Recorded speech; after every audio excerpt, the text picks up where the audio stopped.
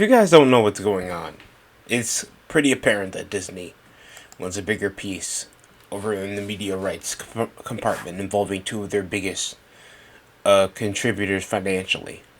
And most of that involves the NFL and World Wrestling Entertainment.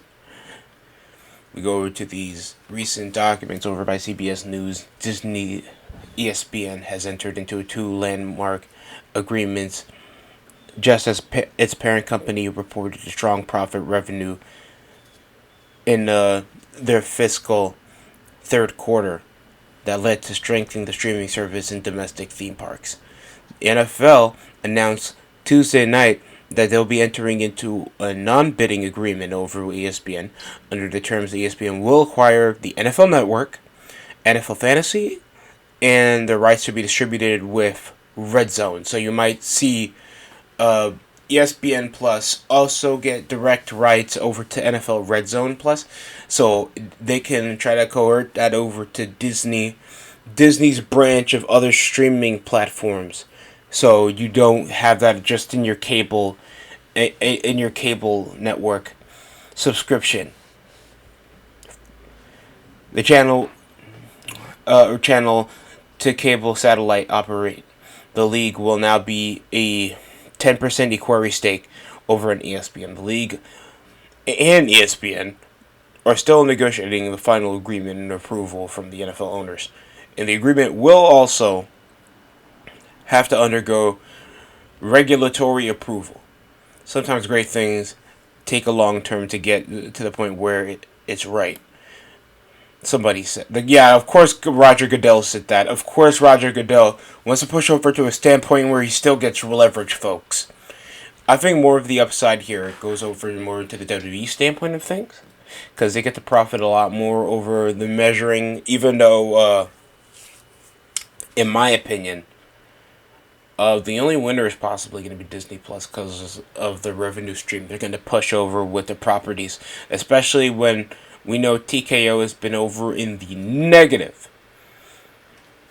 over the profit shares, knowing the other standpoints they try to do involving Saudi Arabian trips, and still trying to push over these big media right ventures where they're trying to still consistently do monthly pay-per-views in big venues, like a concert, where WWE's product is at least less than that. In my opinion. And you can just look over at SummerSlam, where thankfully ESPN is leveraging over for a higher media rights deal, where now they have at least 10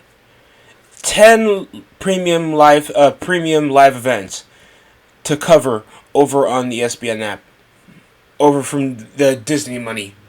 They're able to leverage over for a big media rights deal over major profits. That's going to be billions of dollars. Now making $325 million per year, with still their heavy standard to monetize. That's already like a godsend, knowing like the struggle of Peacock's streaming services. Their leverage over to still appeal for media rights for heavy promotion. And now they're going to be carried over to something that doesn't feel more incredibly niche. When it comes to publicizing a streaming service that I felt like WWE's lacked over the past 5 years. So the upside is WWE makes a lot more money. And that will always carry a stake in a lot of things WWE has done. And this matters a lot, knowing how much they were willing to leverage, still being heavily monetizable, and I think this was the plan to begin with. So, having ESPN fork over still a lot for WWE is possibly the biggest upside out of all of this. But tell me how you guys feel down below. Do you think this is getting a bit too money hungry over the stake of what WWE is willing to do, but it's still profiteering for them? Or you think this is hitting the NFL a bit worse than WWE in the standpoint of things, knowing how much rights coverage they got to give up over for the sake of profiting. But WWE still keeps still keeps possibly all their weekly programming shows, other minor promotions, and the live events are in higher network. What do you think is going to be more convenient for one? Who do you think really won here in most of these rights deals?